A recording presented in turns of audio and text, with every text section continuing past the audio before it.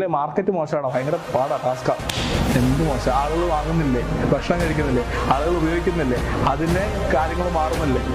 എല്ലാം മാർക്കറ്റിനെ കുറ്റം പറയാന്ന് പറയുന്നത് അത് നമ്മൾ എസ്കേപ്പ് അടിക്കുക. ഒരു മാർക്കറ്റിൽ ഒരു കുഴപ്പമില്ല.